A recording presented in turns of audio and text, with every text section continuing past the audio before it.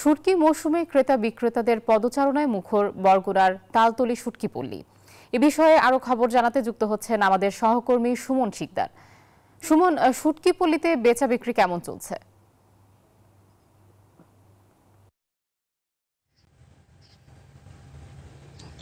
ধন্যবাদ আয়েশা আপনাকে। আপনি যেমনটি বলছিলেন শুরুতে যে শুটকি পল্লী কিন্তু এখন জমে উঠেছে এবং প্রতি বছর নভেম্বর মাস থেকে শুরু করে মার্চ মাস পর্যন্ত এই শুটকি পল্লীগুলো সরগরম থাকে ক্রেতা বিক্রেতাদের আনাগোনায়।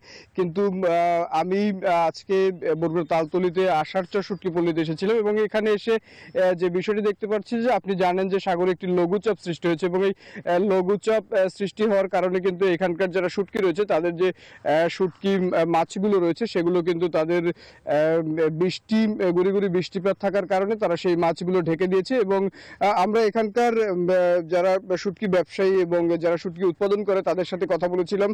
তারা আমাদেরকে যেটা জানিয়েছে যে জলবায়ু পরিবর্তনের বিরূপ প্রভাবে কিন্তু এই যে আষাঢ়চর শুটকি পল্লীটি রয়েছে সেই আষাঢ়চর শুটকি পল্লীটি ভেঙে যাচ্ছে এবং এর ফলে এরা কিন্তু পার্শ্ববর্তী একটি মাঠে আশ্রয় নিয়েছে এবং সেইখানেই তারা কিন্তু এখন শুটকি উৎপাদন করছে। এখানে একজন শুটকি ব্যবসায়ী এবং শুটকি উৎপাদনের সাথে জড়িত তেমন একজন রয়েছেন। আমরা তার সাথে কথা বলবো এবং জানতে চাইবো যে আপনাদের এইখানে এই যে চরটা ভেঙে যাচ্ছে এবং ভেঙে যাওয়ার ফলে আপনারা এখন কোথায় কিভাবে শুটকি উৎপাদন করছেন এবং কি কি শুটকি এখানে উৎপাদন হয় এবং এই শুটকি দেশের কোথায় কোথায় যায়।